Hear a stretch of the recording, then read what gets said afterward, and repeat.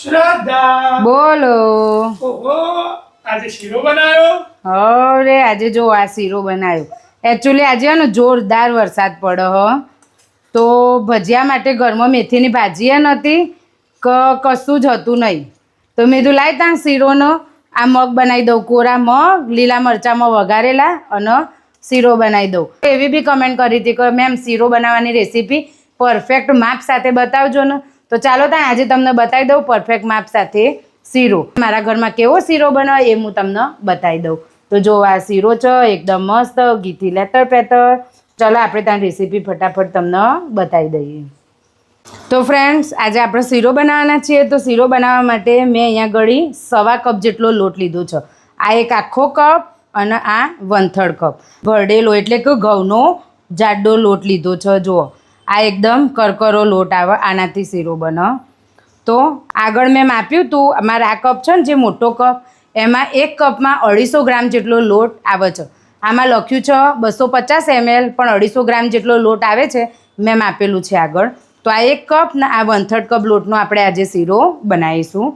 તો આ 1 કપ ઘઉંનો લોટ, બીજો 1/3 કપ ઘઉંનો લોટ. હવે આપણે આમાં ઘી ઉમેરીશું. એકચ્યુઅલી હું પણ છે ને આજે પહેલી વાર જ માપથી શીરો બનાવું, બાકી કોઈ દિવસ મેં માપથી શીરો બનાવ્યો નહીં. આપણે તો જેવું ઘઉંનો લોટ નાખીએ જોવે એટલો અને થોડુંક અંદર ઘી વેળીએ લોટ ડૂબે એટલું અને શીરો લોટ શેકીને બનાવી દઈએ. પણ આજે કમેન્ટ હતી, સ્પેશિયલ રિક્વેસ્ટ હતી કે ભાઈ તમે માપથી બતાવો ને તો અમને બનાવવાની ખબર પડે. તો બસ તો આજે ફર્સ્ટ ટાઈમ જ હું શીરો આવી રીતે કપના માપથી બનાવું છું. તો આપણે 1.25 કપ સામે 1 કપ ઘી લઈશું. આ ઘી મેં એટલા માટે ઊણું લીધું છે થોડુંક ઓછું, કે ગરમ થશે ને એટલે ઘી વધશે. અને આ અત્યારે ઠરેલું ઘી છે એટલે ઠરેલું ઘી હોય ને એટલે થોડુંક ઓછું લેવાનું. તો મેં 1 કપ ઘી લીધું છે. અત્યારે આપણે 1 કપ ઘી લીધું છે, પછી જોઈશે ને તો આપણે ફરી ઘી ઉમેરીશું. હવે આપણે આ લોટ અને ઘી મિક્સ કરી દઈશું. અને થીજેલું ઘી હતું ને એટલે પહેલાં આપણે થોડોક ગરમ કરીશું, પછી નક્કી કરીશું કે બીજું ઘી જોઈશે કે નહીં જોવે. બરાબર. તો હવે આપણે લોટને શેકીએ ઘીમાં બરાબર. અહીંયા લોટ શેકાય ત્યાં સુધી મેં અહીંયા ઘડી આ 250 mlના 4 કપ એટલે કે 1 લીટર પાણી ગરમ કરવા મૂક્યું છે. જે મોટા કપના માપથી લોટ લીધો હતો ને એ કપના માપે 4 કપ અને 1 લીટર પાણી ગરમ કરવા મૂક્યું. એ પાણી ગરમ થાય ત્યાં સુધી આપણે લોટને શેકીશું મીડિયમ ટુ લો ફ્લેમ ઉપર.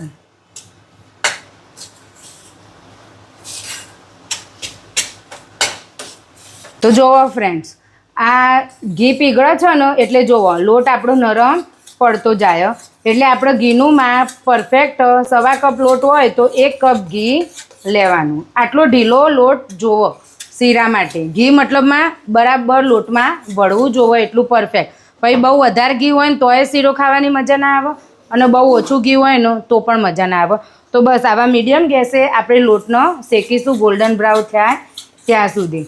લોટ કાચો ના રહે એનું ધ્યાન રાખવાનું. હું તમને બતાવીશ આગળ કે કેટલો લોટ શેકવાનો શીરા માટે. મેં જ્યારે લાપસીનો એટલે કે કંસારનો વિડીયો મૂક્યો હતો ને ત્યારે બહુ જ બધી કમેન્ટ આવી હતી કે બેન આને કંસાર કહેવાય, કંસાર કહેવાય, કંસાર. હા, એને કંસાર જ કહેવાય, પણ અમારા મહેસાણા સાઈડમાં એટલે કે અમે નાના હતા ને તો અમારી સાઈડમાં હોય ને એને લાપસી જ કહે. અને ફાડા લાપસી કોનો કહે કે પેલા જાડા ઘઉંના ફાડિયા આવો ને એમાંથી એનો શેકીને જે લાપસી બનાવું ને એનો અમે ફાડા લાપસી કહીએ, લાપસી નહીં કહેતા. અને આનો પણ અમે લાપસી જ કહીએ છીએ. અને ઘણી એવી પણ કમેન્ટો આવી હતી કે આનો શીરો કહેવાય, પણ એનો શીરો ના કહેવાય, કંસાર કહેવાય. એ વાત સાચી. અને અમે નાનપણથી લાપસી કહેતા હોય ને એટલે મેં લાપસી કીધું હતું. તો આજે હું તમને અમારા ઘરમાં શીરો કેવો બને ને એની રેસીપી શેર કરી રહી છું કે અમારામાં શીરો આને કહેવાય, લાપસી એને કહેવાય એટલે કે કંસાર, અને ફાડા લાપસીનો બી વિડીયો મૂકીશ, એને કહેવાય ફાડા લાપસી. બસ તો આપણે આ લોટનો બરાબર શેકીશું. ધીમે ધીમે આ લોટ શેકાશે ને એમ હલકો થતો જશે. જુઓ પહેલાં કેવો હતો અને હવે જુઓ એકદમ હલકો થઈ ગયો લોટ. તો જો આપણે ધીમા ગેસે લોટ શેકતા જઈએ મીડિયમ ગેસે, અને આટલો ગોલ્ડન બ્રાઉન થાય આ સ્ટેજ ઉપર આપણે પાણી વેળીશું અંદર. જે સાઈડમાં ઉકળવા મૂક્યું હતું ને એ પાણી આપણે આ સ્ટેજ ઉપર લોટમાં ઉમેરી દઈશું. અને પાણી વેરતા વેરતા ને થોડું દૂર રહેવાનું, છાંટા ઉઠશી તો બળશો. જુઓ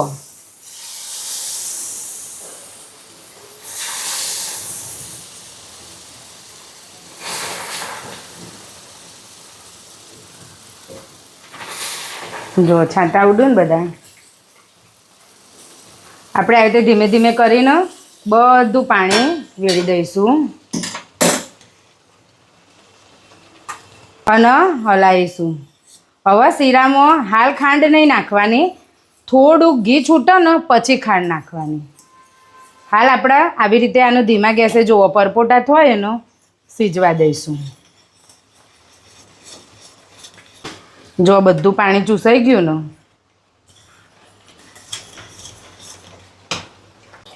જો આપણે પાણી વેળીને હલાવતા જઈએ ને એટલે જો આવી રીતે શીરામથી ઘી છૂટું પડશે. જોયું તમે? જો આ બધું ઘી છૂટું પડે.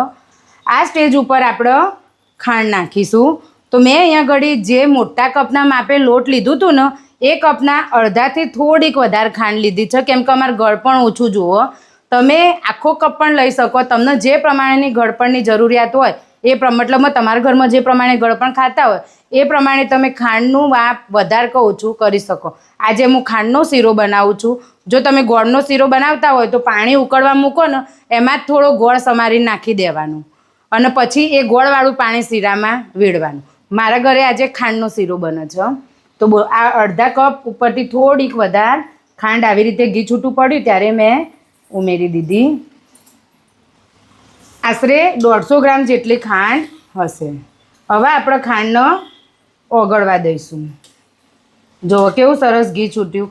આવું ઘી છૂટે ને એટલે સમજી જવું કે શીરો એકદમ મસ્ત બન્યો.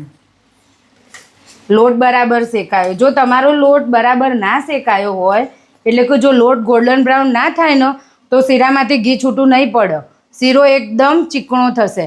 એટલે આજે મેં ટીપ્સો બતાવી ને વિડીયોમાં એ થોડુંક ધ્યાન રાખજો દળ શેકાય ત્યાં સુધીમાં.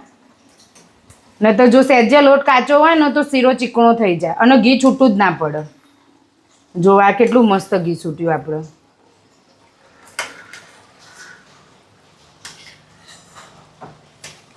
હવે આપણે ખાંડ ઓગળે ત્યાં સુધી આનો થવા દઈશું. ખાંડ નાખ્યા પછી 5 મિનિટ થઈ. જો આપણી બધી ખાંડ ઓગળી ગઈ અને સરસ ઘી છૂટું પડી ગયું અને શીરોએ જો આ કઢાઈનો આમ હલાવીએ ને એટલે આખી કઢાઈનો છોડી દે, ગોળ ગોળ હલવા માંડ્યો એટલે આપણો શીરો રેડી. જોવો મસ્ત મસ્ત શીરો રેડી થઈ ગયો ફ્રેન્ડ્સ. તો એકવાર તમે આ રીતે શીરો જરૂર બનાવજો. હવે મળીશું આવી નવી બીજી રેસીપીમાં. ત્યાં સુધી બાય બાય, ટેક કેર.